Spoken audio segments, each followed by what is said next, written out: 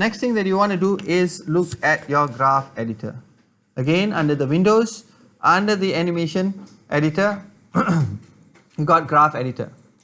Once you click the graph editor, nothing will show unless you choose the particular controls. Okay, so whatever you have keyed, the information will be popping on your graph editor. You see the graph editor, can you see? Okay, when you look at the graph editor, yes, of course, it's very scary. Okay, when you see the graph editor, if it's in gray, it says, what it says when it's gray, it is unadjustable. When it's gray, why this happens is because you're on different layer. So you have to choose the base layer, okay, then you have to choose each one of it and start doing your adjustment. Okay, normally you unlock this so you can adjust the points for the keyframes, what they call values. Okay, make sure you unlock. The moment you lock, you freeze it. Okay, clear? Depending on which layer that you're working on. For now, I'm just looking at base first. Okay, can? Alright, cool. So, what does graph editor do? Graph editor is where you can squash this time, okay, as well as you can edit each one of its flow with its value. So it's a transition from one value to another where it declines or inclines, okay, depending on how speed it goes, how fast it goes up to each values, or how much it transits. What is the value of transition from one another? Got it? So how is it going to blend from one spot to another spot? Keys. Am I making sense? In a very, very simple term. I believe that's a simple term. Do you want me to tell you in very technical? Okay. Okay. By automated, each of this what they call keys that you have already keyed, right? By automated, it will have this tangent automatically. Okay. That for you as an animator is for you to decide whether the flow to be a very steep transition or do you want an ease in, ease out animation transition.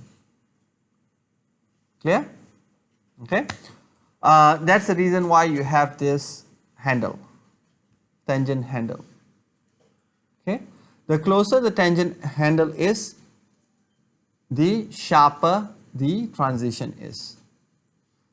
The further away it is, the smoother it becomes. Okay.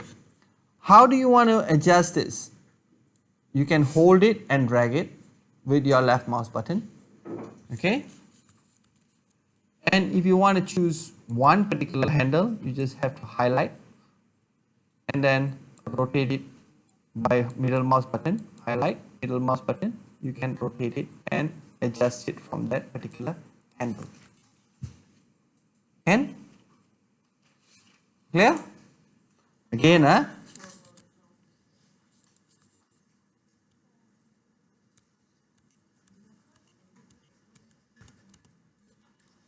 Again, you highlight any keyframe which is the point, okay, it will show in a point form.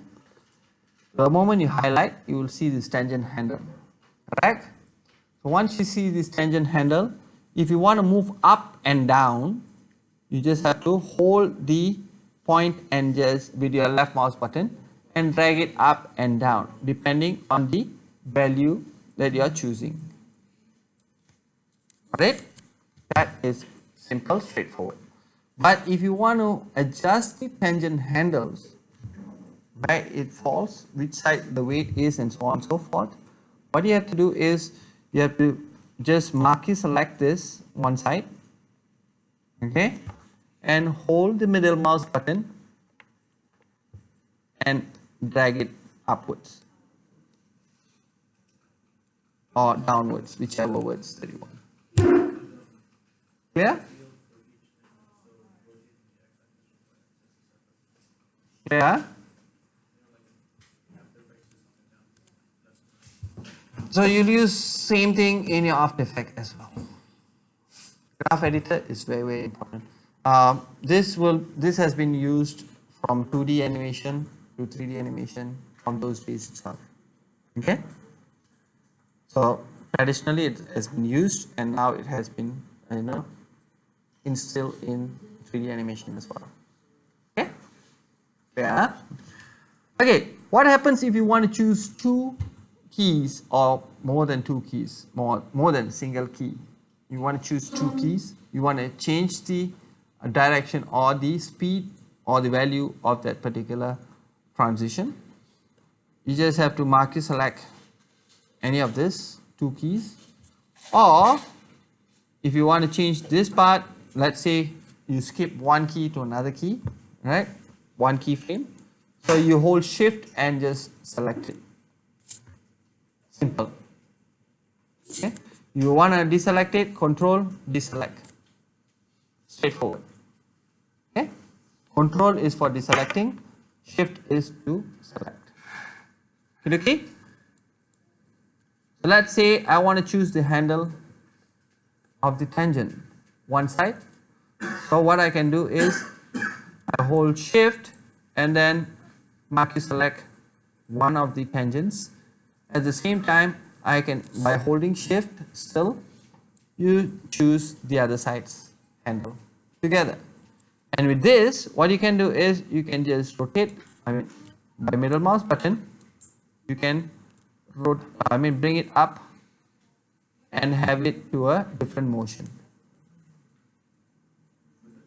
Yeah? Can I? Okay. Whenever you do this, it will affect the motion. So at the moment, I'm looking at the root, right?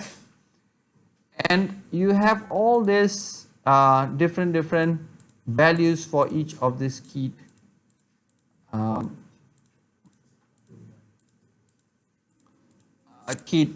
what they call points or frames.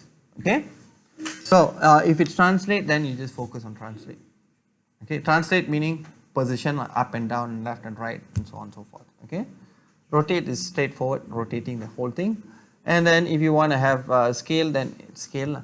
But normally, if you don't, for the roots and all that, you don't have scale unless you do specifically, it has a scale. Okay, clear? All right. Okay, can.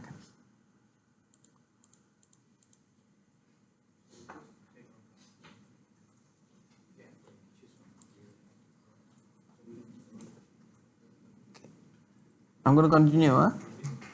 Can I continue? Can I? Okay. What I'm going to do is I'm going to make this graph editor a little bit smaller because my window is not that big. Right? Just to show you guys how the motion is going to go. What kind of changes can we do with graph editor? I haven't touched any of this yet. In a while I'll touch. Okay. Today we'll probably cover 1/4. Okay. Maybe a little bit, 0.5 introduction to graph editor first. Then next week we come to more to graph editor. Okay? Not too much lah in one go. Okay, the basic is, so now if I play this, I'm just going to hit play, let it play. So I'm just going to focus on the translate Y, which means the up and down. Okay? At the moment, I have this particular value that is going upwards, and then how it's declining slowly, and then moving up. How is it sinking with the nice flow? What happens if I want to change this or to make it even closer? You want to change the speed of it, or you want to change the value of it, you can always pick one of the points here, your keyframe points, and then increase this value upwards. See what happens. Boom, boom. Can you see? It changes the value. The value is now more than the previous value that you have already set. Make sense? Okay. So now what happens if you change the direction of your tangent handle? What happens? So that will tell you how the motion is going to move up, steep, and then ease in, ease out. How fast it eases in and how slow it eases out. This one you have to do a little bit more practicing. Okay? So let's say if it's too slow, the motion, you can always bring this dude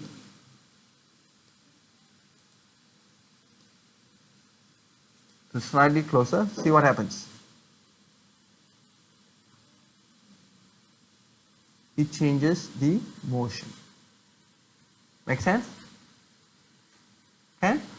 So this is the first basic thing that you want to know. Okay? Playing with your graph editor tangents. Okay? It's very essential. Once you know how to, once you slowly master this, eventually your work will be, your animation will be super smooth and you can adjust it. You can do wonders rather than looking at your keyframe. Sometimes it's hard for you to go and adjust on your time frame most of the time. Okay?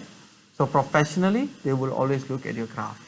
You kind of like get an idea eventually after you do multiple tests, practices. Okay? Overnight, if you can grasp it, that is great, depending, because this involves a little bit of math. Kind of. Alright? Physics also, but a lot of math. Okay? Calculations. Okay? If you are the person who goes with calculations and all that, so you can set your numbers, it's good. That's why the requirement to do 3D animation, you need to have math and physics. Okay? Not like, you don't need to have like cosines and so on and so forth, or, all these other statistics and so on. But simple plus minus divide will do.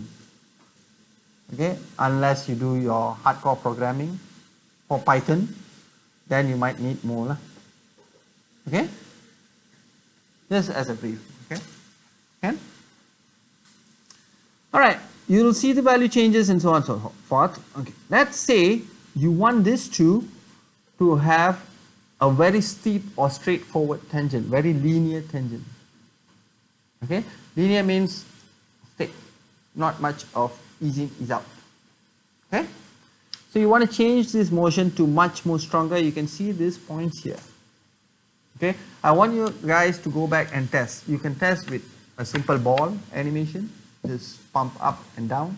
Do a bouncing ball. Very simple one. Okay? That will be your exercise. Just play with it and see. Okay? Don't need to complicate yourself. Don't go and model it with ZBrush and all that, and then you want to do all this different positioning and whatever, coloring and all that. Don't waste your time. Do with whatever primitives that has been given to you. Use that. The sphere. Do a bouncing ball. Make sure you have a floor. Do a bouncing ball and understand how graph editor works. Okay? Simple, huh? Don't be crazily go and do all this detailing now. Remember, it's short SEM. Okay? I want you all to understand the fundamentals first. Okay, so if I want to change this flow, graph flow, instead of having ease in, ease out or curved, if I want to change it to linear, you can see this particular option here. You just hover through, you will see just one dot and one line straight, diagonal line. Click on it, see what happens. Doop, doop. It is very straightforward. Oop, it drops. Okay, if you want to see more, you can choose another one more, apply again. Bam. See that? It gets stuck because the transition from one another, the blending option, it doesn't have much room. That's the whole idea behind it. Now what happens if you want to change this to a curvy or incline or decline kind of curve? So you just have to click on this dude, see what happens. Look, and I choose one to another, I just click on this dude. Okay, see that? Now it's much more smoother. If I want to adjust this tangent, see from here to here, it is sort of like it drops, the value drops all of a sudden. So you want to make sure that it smoothly flows. So you have to adjust the tangent so that it now smoothly transits from one value to another value. Clear? Can or not? The length of this by holding middle mouse button. You choose one of the handles and hold the middle mouse button and just drag it. Oh, you can't expand it. You can't expand it.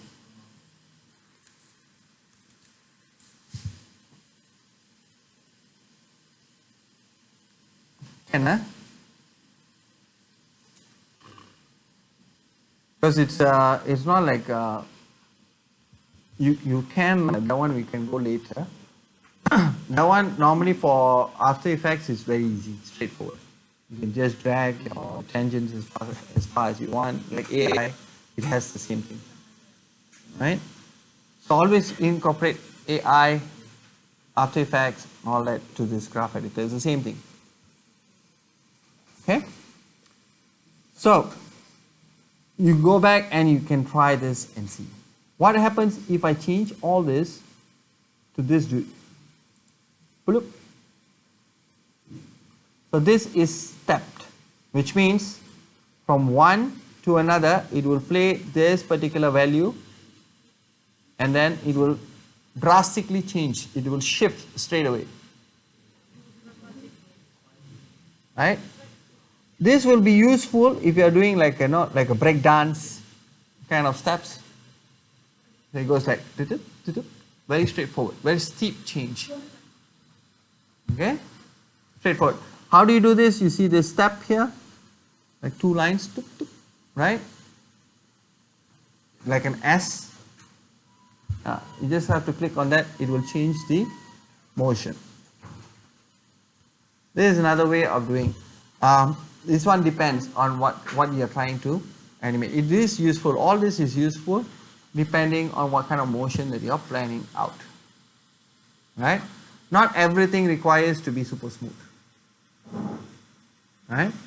Sometimes when you have like a, for instance, if you have like a bullet hitting you straight, and then it's just straight and then blast. So you don't need to have like super smooth curling and coming in. It has like straightforward. It can have like ease in, ease out depending. But if it's just going in one part, super straight part, you might not need a very curvy line. So you have to do an exploration on that for now. Okay? Can I? So I'm going to do undo, or I'm just going to click on all this and I'm going to go back to automated tangent. Kapush. Automated tangent is the original one. Okay? The original tangent that has been created for each keyframes or point of value. Got it? So this one you play around and see. Okay. More than that, I'm not going to touch now. Okay. Another thing, guys, I'm just going to pause this now.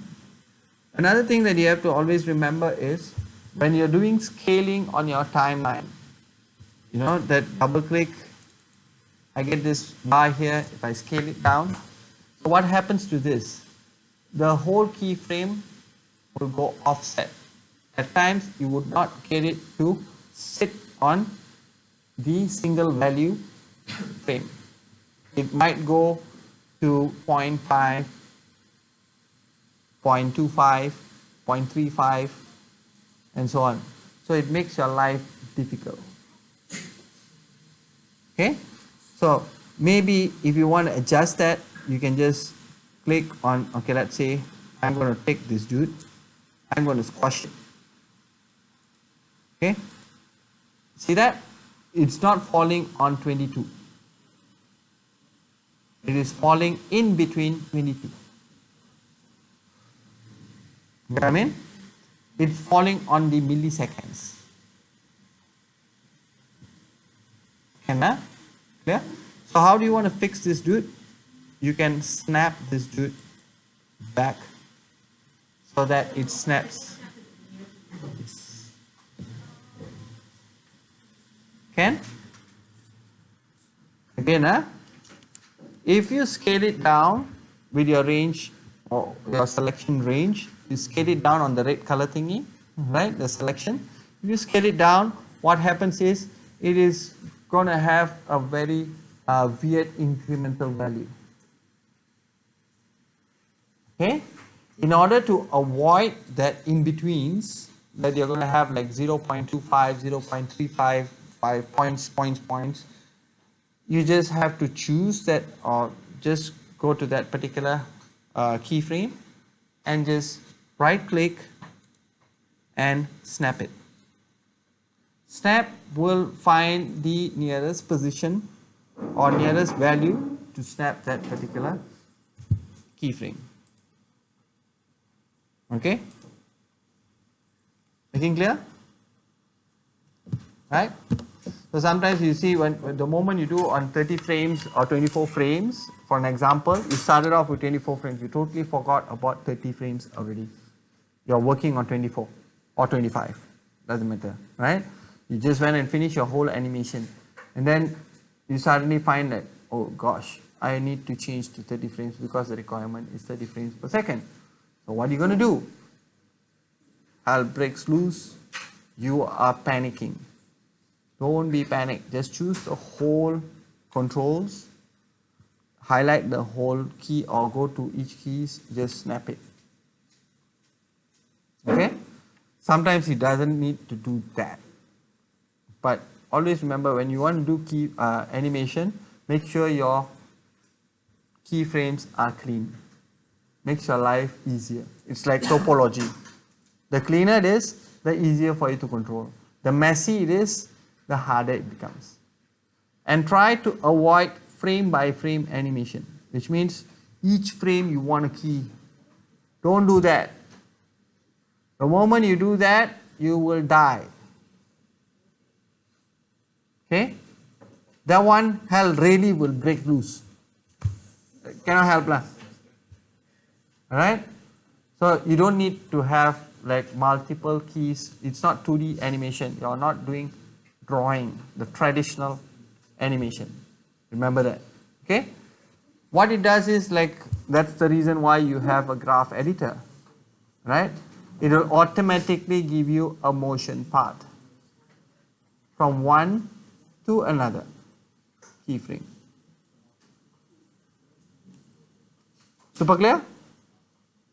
So that's why you do pose to pose first. If you do this and you key, one key is like this, another key is the other way around, the in between automatically it is giving you.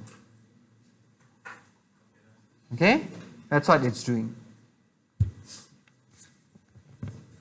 Make sense? Okay. Another way of scaling this motion is also can also be done with graph editor. How do you want to do that? What you can do is you bring your slider anywhere in your within your grade area. Okay, you can click on this dude here, retime, double click, The moment you click on this, this is highlighted. You see this this pillars kind of thingy, okay, icon. Click on it, and then you drag over to another keyframe or another length. Double click on it. Now you see this yellow bar has been created. So what you can do is with this one in the future will be very helpful. If you want to scale it down, you can just hold this dude and scale it as well.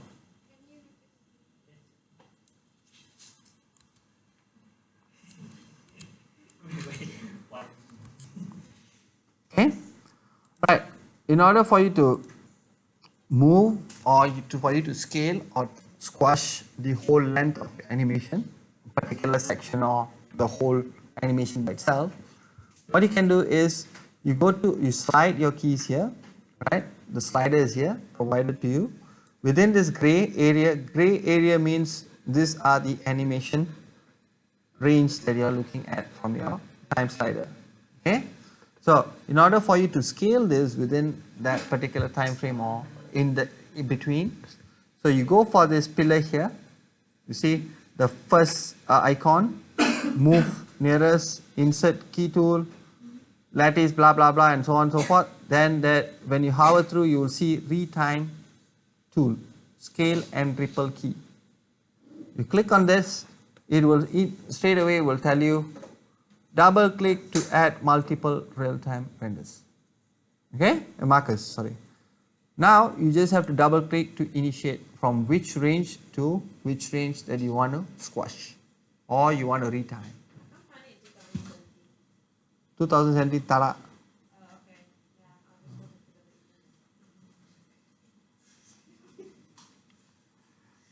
Okay. And then double click on the other side, the end. And now what it gives you a pillar with this roof. Now what you have to do is you just have to hold your left mouse button on the big yellow line, thick line, and drag it across and see what happens now. Plup, plup, plup, plup, plup, plup, plup, plup, plup. Animation is scaled. Okay? Right, this one, be careful when you're using this. Okay? Be careful when you're using this because it affects a lot on your motion. Right? You can try it by all means. Please do so. But just make sure that it is well planned. Okay. But when you move on this, the keyframe that you have already set remains.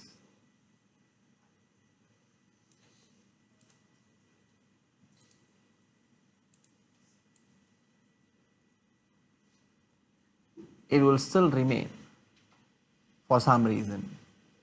Okay? The only thing that it does is it has now changed the values, the transition values it has brought forward.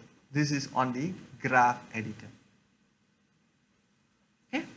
So have a try and test it out at home first. Okay? Okay? So that's about it for today on this graph editor.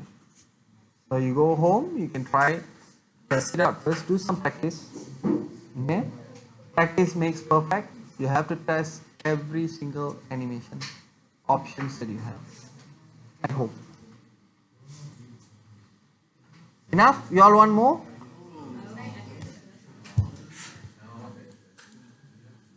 Clear?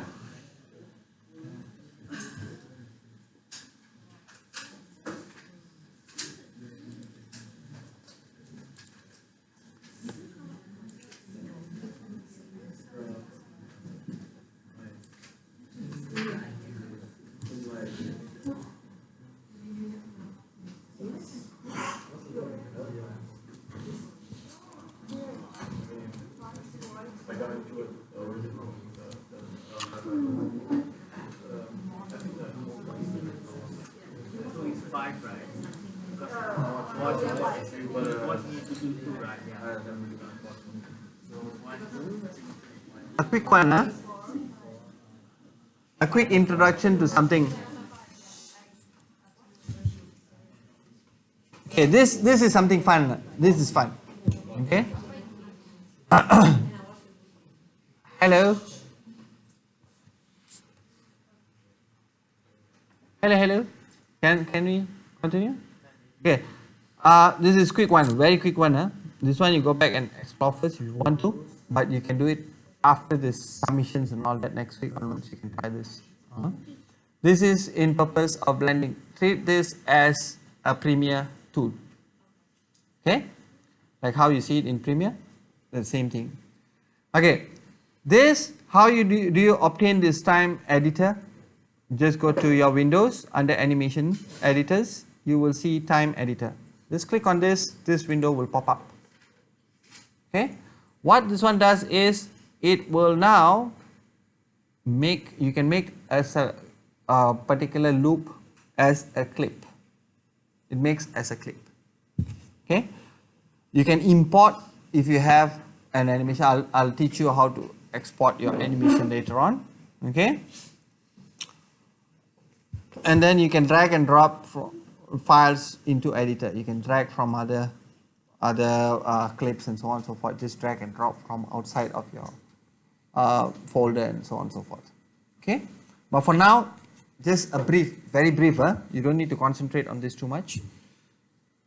If I create content, straight away it creates the animation for the whole sequence that you are seeing right now actively on your time slider.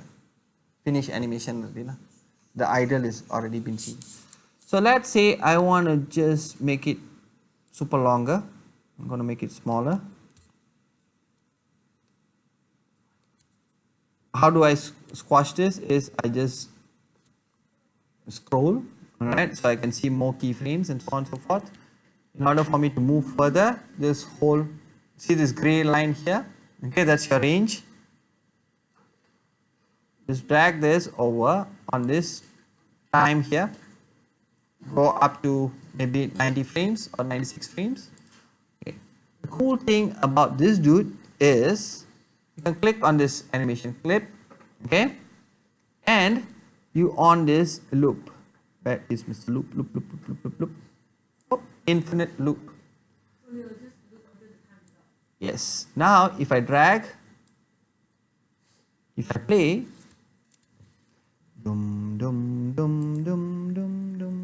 I finish one animation, it loops until the end. How many loops you want, up to you. So just now you were asking how do I do loops, right? For a longer period, this is how you do that. So you can show one particular loop 33 frames. Once you finish that one cycle, you can expand it to, depending on how many cycles that you want to expand and show.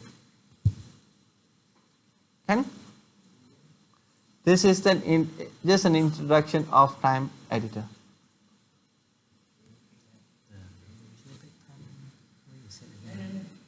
This should. Yeah, this one needs to be 30 frames per second times 1. So if they want to adjust too fast in their play blast, so they can adjust it in their keyframe, right? This one first. As long as this is correct. Yeah, that one fine. Yeah. Can You can blend two animations. Let me see whether I have different animation on it.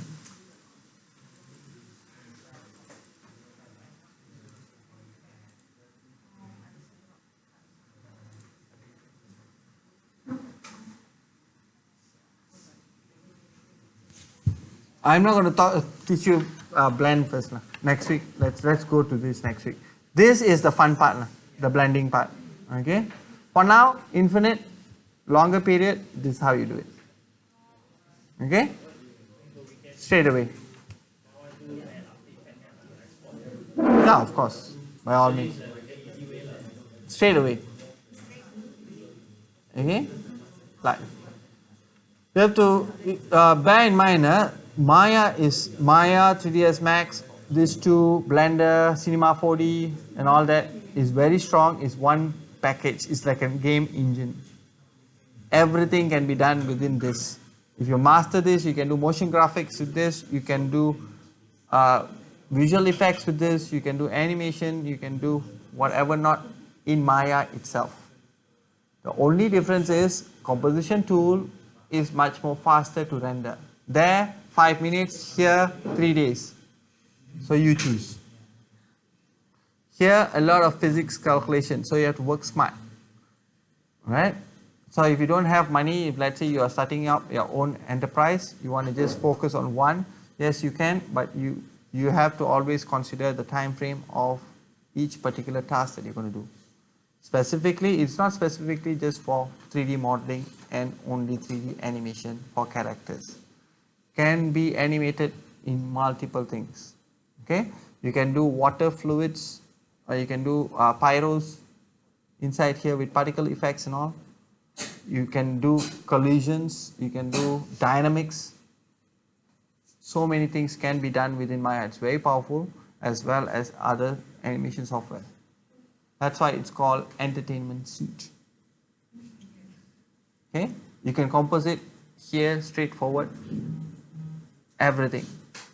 But sometimes it's not practical to do everything in one go in one software. When you're too reliant on one software,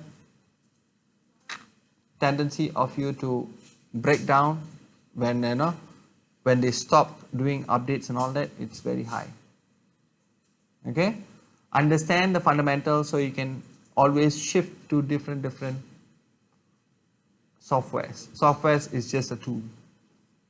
Okay, keep that in mind. Okay, so that's about it for today. Any questions as far? Enough? Enough, huh? Okay, enough lah. I'm excited to show a lot of things. There's too many things. Yeah.